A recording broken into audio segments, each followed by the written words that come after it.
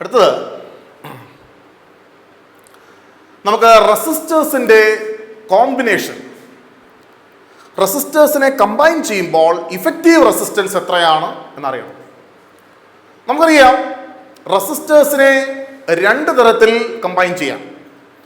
ഒന്നാമത്തത് series combination, രണ്ടാമത്തത് parallel combination. നമുക്ക് ആദ്യം സീരീസ് കോമ്പിനേഷൻ എങ്ങനെയാണ് എന്ന് നോക്കാം, എന്നിട്ട് പാരലൽ കോമ്പിനേഷനിലേക്ക് പോകാം. Series combination.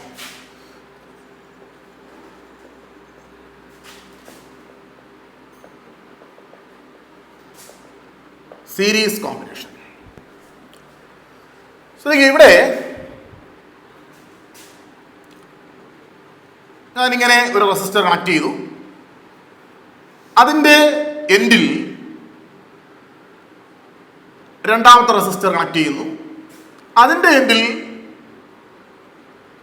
മൂന്നാമത്തെ റെസിസ്റ്റർ. നമുക്കിങ്ങനെ എത്ര റെസിസ്റ്റേഴ്സ് വേണമെങ്കിലും കണക്ട് ചെയ്യാം. ഞാൻ 3 നിർത്തി എന്നേ ഉള്ളൂ.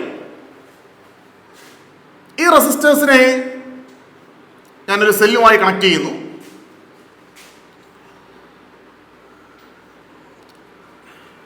ഇവിടുത്തെ നമ്മുടെ സർക്യൂട്ടിലെ ടോട്ടൽ വോൾട്ടേജ് വി, ഞാനിവിടെ വി എന്ന് ഉദ്ദേശിക്കുന്നത് സെല്ലിൻ്റെ EMF അല്ല, സർക്യൂട്ടിലെ ടോട്ടൽ വോൾട്ടേജാണ്. നമുക്കിവിടെ ഈ റെസിസ്റ്ററിന്റെ പേര് R1, ഇത് R2, ഇത് R3. ഇവിടെ ഡെവലപ്പ് ചെയ്യുന്ന വോൾട്ടേജ് V1, ഇവിടെ ഡെവലപ്പ് ചെയ്യുന്ന വോൾട്ടേജ് V2, ഇവിടെ ഡെവലപ്പ് ചെയ്യുന്ന വോൾട്ടേജ് V3. അതായത് സർക്യൂട്ടിലൂടെ പാസ് ചെയ്യുന്ന ടോട്ടൽ കറണ്ട് I ആണ്. ഈ കറണ്ട് I എന്ന് പറയുന്ന കറണ്ട് നമ്മുടെ സർക്യൂട്ടിലൂടെ, നമ്മുടെ റെസിസ്റ്റേഴ്സിലൂടെ പാസ് ചെയ്യുമ്പോൾ ഒന്നാമത്തെ റെസിസ്റ്ററിൽ ഡെവലപ്പ് ചെയ്യുന്ന വോൾട്ടേജ് V1, രണ്ടാമത്തെ റെസിസ്റ്ററിൽ ഡെവലപ്പ് ചെയ്യുന്ന വോൾട്ടേജ് V2, മൂന്നാമത്തെ റെസിസ്റ്ററിൽ ഡെവലപ്പ് ചെയ്യുന്ന വോൾട്ടേജ് V3. സീരീസ് കോമ്പിനേഷനിൽ നിങ്ങൾ മനസ്സിലാക്കുക, സീരീസ് കോമ്പിനേഷനിൽ എല്ലാ റെസിസ്റ്ററിലൂടെയും പാസ് ചെയ്യുന്ന കറണ്ട് സെയിം ആയിരിക്കും.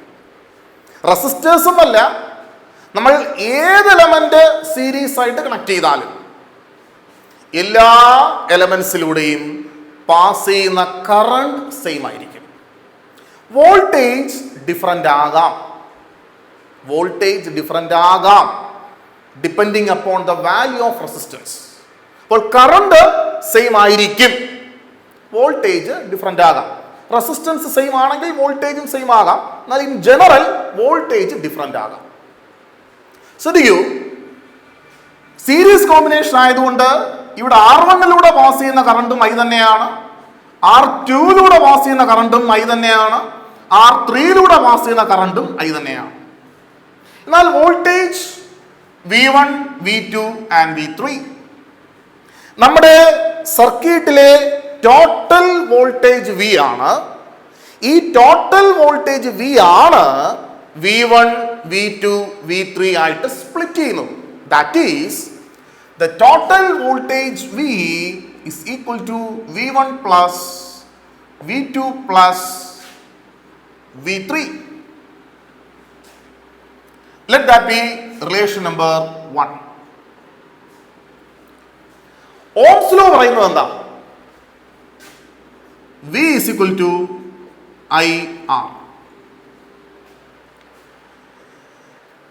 V1 is equal to IR1. നമുക്കിവിടെ I1 എന്ന് പറയാൻ പറ്റില്ല, കാരണം കറണ്ട് സെയിം ആണ്. IR1. Similarly V2 is equal to IR2. V3 is equal to IR3. ഞാനിതിനെ മൂന്നിനെയും കൂടെ കമ്പൈൻ ചെയ്ത് ഇക്വേഷൻ 2 എന്ന് കൊടുക്കും. അപ്പോ ഇക്വേഷൻ 2നെ 1ൽ സബ്സ്റ്റിറ്റ്യൂട്ട് ചെയ്തു.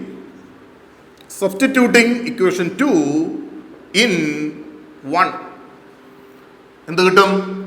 വിക്ക് പകരം IR, V1ന് പകരം IR1, V2 പകരം IR2, V3 പകരം IR3. ഓക്കെ,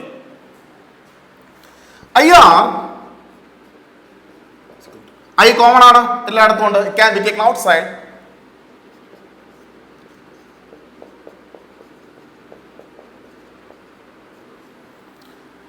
ഐയും ക്യാൻസൽ ആവും. or R is equal to R1 plus R2 plus R3.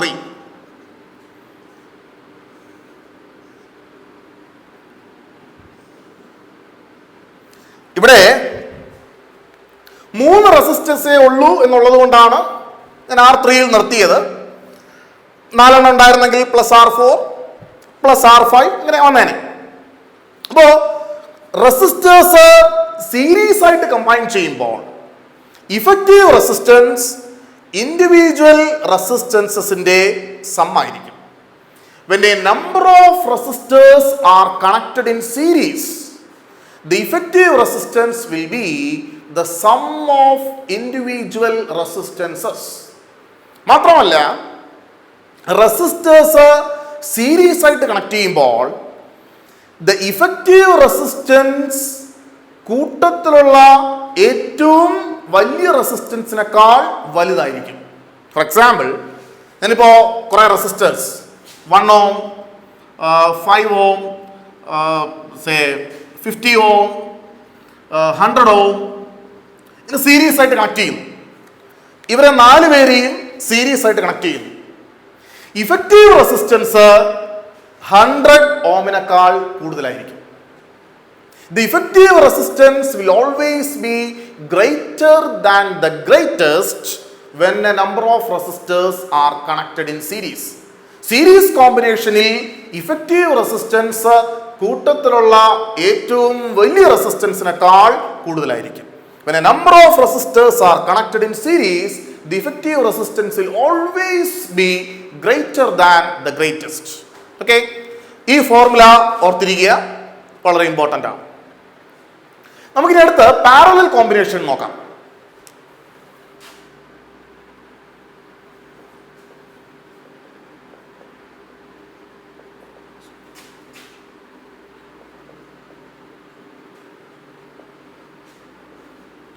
Resistors in parallel. Parallel combination നമ്മൾ ചെയ്യുന്നത് ഇങ്ങനെയാണ്. ഇത് 1 റെസിസ്റ്റർ, അതിന് പാരലായിട്ട് മറ്റൊന്ന്, അതിന് പാരലായിട്ട് മറ്റൊന്ന്. ഞാനിവിടെ 3 എണ്ണമേ കണക്ട് ചെയ്യുന്നുള്ളൂ. നമ്മൾ എത്ര എണ്ണമാണെങ്കിലും അതിൻ്റെ ഓരോ സൈഡ്സും കോമൺ ആയിരിക്കും. ഈ 3 റെസിസ്റ്റേഴ്സിൻ്റെയും ഈ വശങ്ങളെല്ലാം കോമൺ ആണ്, ഈ വശങ്ങളെല്ലാം കോമൺ ആണ്. അവരെ നമുക്ക് കണക്ട് ചെയ്യാം. ഇനി സെല്ലിലേക്ക് കണക്ട് ചെയ്യാം.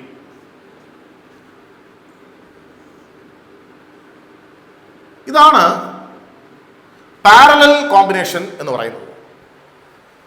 ടോട്ടൽ വോൾട്ടേജ് V ആണ്. ഇവിടെ resistors R1, R2, R3. Series കോമ്പിനേഷനിൽ, കഴിഞ്ഞ ടോപ്പിക്കിൽ സീരീസ് കോമ്പിനേഷനിൽ ഞാൻ പറഞ്ഞു എല്ലാ റെസിസ്റ്ററിലൂടെയും പാസ് ചെയ്യുന്ന കറണ്ട് സെയിം ആണ്. ഇവിടെ പക്ഷെ അങ്ങനെ എല്ലാ റെസിസ്റ്ററിലൂടെയും സെയിം കറണ്ടിന് പാസ് ചെയ്യാൻ പറ്റില്ല. കാരണം സർക്യൂട്ടിലൂടെ പാസ് ചെയ്യുന്ന ടോട്ടൽ കറണ്ട് I ആണ്. ഈ I ഇവിടെ വെച്ച് 3 സ്പ്ലിറ്റ് ചെയ്യും. I1 R1 പാസ് ചെയ്യും, I2 R2 പാസ് ചെയ്യും, I3 R3 പാസ് ചെയ്യും. സീരീസ് കോമ്പിനേഷനിൽ നമ്മൾ കണ്ടത് വോൾട്ടേജ് 3 സ്പ്ലിറ്റ് ചെയ്യുന്നു. V splits into V1, V2 and V3. But in this case, current splits into 3. I എന്ന് പറയുന്ന total current I1, I2, I3 ആയിട്ട് സ്പ്ലിറ്റ് ചെയ്യും. നമുക്കപ്പോൾ എങ്ങനെ എഴുതാം? I is equal to I1 plus I2 plus I3. Let that be relation number 1. Ohm's law പറയുന്നത് എന്താ? V is equal to IR or I is equal to V by R. ഇപ്പൊ ഞാനിവിടെ I1 ന് പകരം എന്ത് എഴുതും? I1 is equal to V by R1. Okay, ഞാൻ പറയാൻ വിട്ടുപോയി. പാരലൽ കോമ്പിനേഷനിൽ എല്ലാ എലമെന്റ്സിലെയും വോൾട്ടേജ് സെയിം ആയിരിക്കും. എല്ലാ റെസിസ്റ്റേഴ്സിലെയും വോൾട്ടേജ് സെയിം ആയിരിക്കും. സീരീസ് കോമ്പിനേഷനിൽ എല്ലാ റെസിസ്റ്ററിലൂടെയും പാസ് ചെയ്യുന്ന കറണ്ട് സെയിം ആയിരുന്നു. പാരലൽ കോമ്പിനേഷനിൽ എല്ലാ റെസിസ്റ്ററിലും ഡെവലപ്പ് ചെയ്യുന്ന വോൾട്ടേജ് സെയിം ആയിരിക്കും. Which will be equal to the total voltage. V ആണ് നമ്മുടെ ടോട്ടൽ വോൾട്ടേജ്. R1 ഡ്രോപ്പ് ചെയ്യുന്നത് വി, R2 ഡ്രോപ്പ് ചെയ്യുന്നത് വി, R3 ഡ്രോപ്പ് ചെയ്യുന്നതും വി ആണ്. അപ്പോൾ I2 is equal to V by R2, I3 is equal to V by R3. ഞാൻ ഇതിനെ എല്ലാം കൂടെ ചേർത്ത് ഇക്വേഷൻ 2 എന്ന് എഴുതും. നമ്മൾ നേരത്തെ ചെയ്തതുപോലെ equation 2 can be substituted in 1. അപ്പോൾ എന്ത് കിട്ടും? ഐക്ക് പകരം V by R കൊടുക്കാം. V by R is equal to I1 ന് പകരം V by R1 കൊടുക്കാം. V by R1 plus V by R2 plus V by R3 or V by R is equal to V common ആണ്, V into 1 by R1 plus 1 by R2 plus 1 by R3. V cancel out. Therefore 1 by R is equal to 1 by R1 plus 1 by R2 plus 1 by R3. ഇതാണ് effective റെസിസ്റ്റൻസിന്റെ formula. when resistors are connected in parallel. ഇവിടെ കിട്ടുന്നത് actually 1 by R ആണ് ഈ formula ഉപയോഗിക്കുമ്പോൾ. ഇത് effective resistance അല്ല, effective റെസിസ്റ്റൻസിന്റെ റെസിപ്രോക്കൽ ആണ്. 1 by R ആണ് കിട്ടുന്നത്. ഇതിന്റെ റെസിപ്രോക്കൽ എടുക്കുമ്പോൾ ഇഫക്റ്റീവ് റെസിസ്റ്റൻസ് കിട്ടും. അപ്പോൾ when a number of resistors are connected in parallel, the reciprocal of effective resistance is equal to the sum of reciprocals of individual resistances.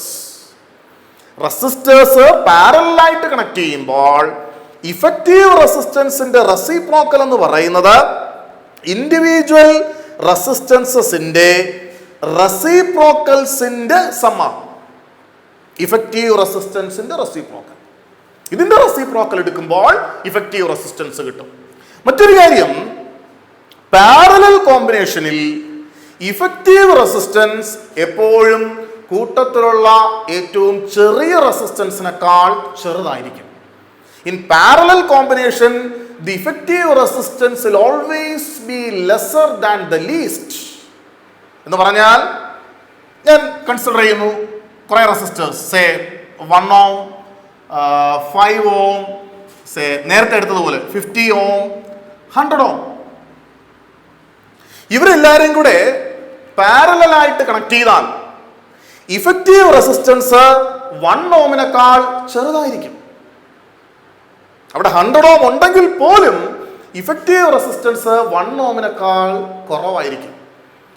When a number of resistors are connected in parallel, the effective resistance will always be lesser than the least.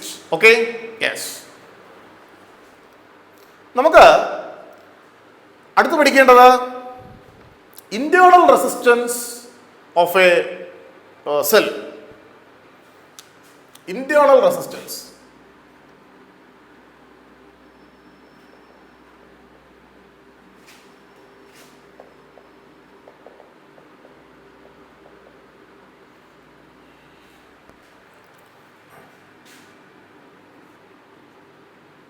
ഒരു സെല്ലാണ്. സെല്ലിലേക്ക് ഒരു resistance connect ചെയ്യും. സെല്ലിന്റെ EMF E, സെല്ലിന്റെ internal resistance R, external resistance capital R, സർക്യൂട്ടിലൂടെ pass ചെയ്യുന്ന total current I. നമുക്കറിയാം, when a cell is connected to a circuit, outside the cell current passes from positive terminal to negative terminal. സെല്ലിന് വെളിയിൽ current pass ചെയ്യുന്നത് positive ടെർമിനലിൽ നിന്ന് negative ടെർമിനലിലേക്കാണ്. Positive ടെർമിനലിൽ നിന്ന് നെഗറ്റീവ് ടെർമിനലിലേക്ക്. എന്നാൽ സെല്ലിനകത്തൂടെയും കറണ്ട് പാസ് ചെയ്യും. സെല്ലിനകത്ത് കറണ്ട് പാസ് ചെയ്യുന്നത് നെഗറ്റീവ് ടെർമിനലിൽ നിന്ന് പോസിറ്റീവ് ടെർമിനലിലേക്കാണ്. Inside the cell current passes from negative terminal to positive terminal. ഇങ്ങനെ സെല്ലിനകത്തൂടെ കറണ്ട് പാസ് ചെയ്യുമ്പോൾ സെൽ ഓഫർ ചെയ്യുന്ന റെസിസ്റ്റൻസിനെയാണ് സെല്ലിന്റെ ഇന്റേണൽ റെസിസ്റ്റൻസ് എന്ന് പറയുന്നത്. The resistance offered by the cell when an electric current passes through the cell is called internal resistance of the cell. ഒരു സെല്ലിനകത്തൂടെ current pass ചെയ്യുമ്പോൾ പോസിറ്റീവ് ടെർമിനലിൽ നിന്ന് നെഗറ്റീവ് ടെർമിനലിലേക്കല്ല, സെല്ലിനകത്തൂടെ കറണ്ട് പാസ് ചെയ്യുന്നത് നെഗറ്റീവിൽ നിന്ന് പോസിറ്റീവിലേക്കാണ്. ഒരു സെല്ലിനകത്തൂടെ കറണ്ട് പാസ് ചെയ്യുമ്പോൾ സെല്ല് ഓഫർ ചെയ്യുന്ന റെസിസ്റ്റൻസിനെയാണ് സെല്ലിന്റെ ഇന്റേണൽ റെസിസ്റ്റൻസ് എന്ന് പറയുന്നത്. The resistance offered by the cell when an electric current passes through the cell is called internal resistance of the cell. ഇവിടെ ഓംസ് ലോ അനുസരിച്ച് ഈ കറണ്ടിന്റെ എക്സ്പ്രഷൻ നമുക്ക് എന്തെഴുതാം? Current I is equal to E by R. ഇങ്ങനെയാണല്ലോ Ohm's law പറയുന്നത്. എന്നാൽ നമുക്ക് ഇങ്ങനെ എഴുതാൻ പറ്റില്ല. കാരണം നമ്മുടെ സർക്യൂട്ടിൽ എക്സ്റ്റേണൽ റെസിസ്റ്റൻസ് മാത്രമല്ല ഉള്ളത്, ഒരു ഇന്റേണൽ റെസിസ്റ്റൻസ് കൂടെയുണ്ട്. അതാണ് സ്മോൾ r. അതുകൊണ്ട് I is equal to E by R plus R. ഞാനിവിടെ പറയാൻ ആഗ്രഹിക്കുന്നത്, സർക്യൂട്ടിലൂടെ പാസ് ചെയ്യുന്ന കറണ്ട് എക്സ്റ്റേണൽ റെസിസ്റ്ററിനെ മാത്രമല്ല ഡിപ്പെൻഡ് ചെയ്യുന്നത്, സെല്ലിന്റെ ഇന്റേണൽ റെസിസ്റ്റൻസിനെയും ഡിപ്പെൻഡ് ചെയ്യും. ഒരു സെല്ലിന്റെ ഇന്റേണൽ റെസിസ്റ്റൻസ് എന്തൊക്കെ ഫാക്ടേഴ്സിനെയാണ് ഡിപ്പെൻഡ് ചെയ്യുന്നത്? ഒരു സെല്ലിന്റെ ഇന്റേണൽ റെസിസ്റ്റൻസ് പല ഫാക്ടേഴ്സിനെയും ഡിപ്പെൻഡ് ചെയ്യും. നമുക്ക് നോക്കാം. ഒന്ന്, ഒരു സെല്ലിന്റെ ഇന്റേണൽ റെസിസ്റ്റൻസ് നേച്ചർ ഓഫ് ഇലക്ട്രോഡിനെ ഡിപ്പെൻഡ് ചെയ്യും. നേച്ചർ ഓഫ് ഇലക്ട്രോഡ്, ഞാനിത് ഓരോന്നും എക്സ്പ്ലെയിൻ ചെയ്യാം.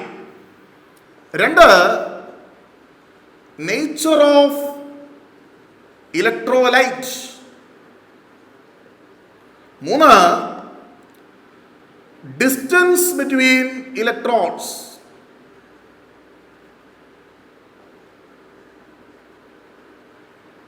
നാല്, സർഫസ് ഏരിയ ഓഫ് ഇലക്ട്രോഡ്സ്. അഞ്ച്, ടെമ്പറേച്ചർ. ഇനിയുണ്ട്, നമ്മൾ അഞ്ചെണ്ണം അറിഞ്ഞിരുന്നാൽ മതി. Actually the internal resistance of a cell is quite complicated. അപ്പോൾ ഒരു സെല്ലിന്റെ ഇന്റേണൽ റെസിസ്റ്റൻസ് പ്രധാനമായിട്ടും ഇത്രയും കാര്യങ്ങൾ ഡിപ്പെൻഡ് ചെയ്യും. നേച്ചർ ഓഫ് ഇലക്ട്രോഡ്, നമ്മൾ ഏത് ഇലക്ട്രോഡാണ് ഉപയോഗിക്കുന്നത്? കോപ്പർ റോഡാണോ, സിങ്ക് റോഡാണോ, ഗോൾഡ് റോഡാണോ? ഏത് ഇലക്ട്രോഡാണ് നമ്മൾ ആനോഡായിട്ടും കാഥോഡായിട്ടും ഉപയോഗിക്കുന്നത്? അതിനെ ഡിപ്പെൻഡ് ചെയ്യും. മറ്റൊന്ന്, നേച്ചർ ഓഫ് ഇലക്ട്രോലൈറ്റ്. നമ്മൾ ഉപയോഗിക്കുന്ന ഇലക്ട്രോലൈറ്റ് ഏതാണ്? നമ്മൾ കോപ്പർ സൾഫേറ്റ് സൊല്യൂഷൻ ആണോ ഉപയോഗിക്കുന്നത്? നമ്മൾ സിങ്ക് സൾഫേറ്റ് സൊല്യൂഷൻ ആണോ ഉപയോഗിക്കുന്നത്? നമ്മൾ ഉപയോഗിക്കുന്ന ഇലക്ട്രോലൈറ്റിന്റെ കോൺസെൻട്രേഷൻ, കോപ്പർ സൾഫേറ്റിന്റെ കോൺസെൻട്രേഷൻ, സിങ്ക് സൾഫേറ്റിന്റെ കോൺസെൻട്രേഷൻ, ഇങ്ങനെയുള്ള കാര്യങ്ങളെ ഡിപ്പെൻഡ് ചെയ്യും. മൂന്നാമതായിട്ട് ഡിസ്റ്റൻസ് ബിറ്റ്വീൻ ഇലക്ട്രോഡ്സ്. ആനോഡും കാഥോഡും തമ്മിലുള്ള ഡിസ്റ്റൻസ് നമുക്കറിയാം. ആനോഡും കാഥോഡും തമ്മിലുള്ള ഡിസ്റ്റൻസ് കൂടുന്നതിനനുസരിച്ച് റെസിസ്റ്റൻസ് കൂടും. കാരണം സർക്യൂട്ടിന്റെ ലെങ്ത് കൂടുകയാണ്. ഡിസ്റ്റൻസ് കൂടുന്നതിനനുസരിച്ച് റെസിസ്റ്റൻസ് കൂടും. നാലാമതായിട്ട് സർഫസ് ഏരിയ ഓഫ് ഇലക്ട്രോഡ്സ്. ഇലക്ട്രോഡ്സിന്റെ സർഫസ് ഏരിയ നമുക്കറിയാം. സർഫസ് ഏരിയ കൂടുന്നതിനനുസരിച്ച് റെസിസ്റ്റൻസ് കുറയും. അഞ്ചാമതായിട്ട് ടെമ്പറേച്ചർ. ഞാൻ നേരത്തെ പറഞ്ഞതാണ്, ടെമ്പറേച്ചർ കൂടുമ്പോൾ കണ്ടക്ടേഴ്സിന്റെ കേസിൽ റെസിസ്റ്റൻസ് കൂടും, സെമി കണ്ടക്ടേഴ്സിന്റെ കേസിൽ റെസിസ്റ്റൻസ് കുറയും, പിന്നെ ഇലക്ട്രോലൈറ്റ്സിന്റെ കേസിൽ അതിന്റെ കോൺസെൻട്രേഷൻ ഡിപ്പെൻഡ് ചെയ്യും എന്നൊക്കെ അറിയും. അപ്പോൾ ഇത്രയും കാര്യങ്ങളെയാണ് ഒരു സെല്ലിന്റെ ഇന്റേണൽ റെസിസ്റ്റൻസ് ഡിപ്പെൻഡ് ചെയ്യുന്നത്. Nature of electron, nature of electrolyte, distance between electrodes, surface area of electrodes and temperature. ഞാൻ വീണ്ടും തിരിച്ചതിലേക്ക് വരാം. അപ്പോൾ ഇതിന്റെയൊക്കെ അടിസ്ഥാനത്തിലാണ് നമ്മുടെ സർക്യൂട്ടിലൂടെ പാസ് ചെയ്യുന്ന കറണ്ട് എത്രയാണ് എന്ന് തീരുമാനിക്കുന്നത്. ഞാൻ ഇതിനകത്തോട്ട് മൾട്ടിപ്ലൈ ചെയ്താൽ E is equal to I into R plus R. ഞാൻ I യെ ഡിസ്ട്രിബ്യൂട്ട് ചെയ്യുന്നു. E is equal to IR plus IR. ഇതിൽ ആക്ച്വലി E എന്ന് പറയുന്നത് സെല്ലിന്റെ EMF ആണ്. ഇത് സെല്ലിന്റെ ടോട്ടൽ കപ്പാസിറ്റി ആണ്, സെല്ലിന്റെ ആക്ച്വൽ കപ്പാസിറ്റി ആണ്. EMF is equal to IR.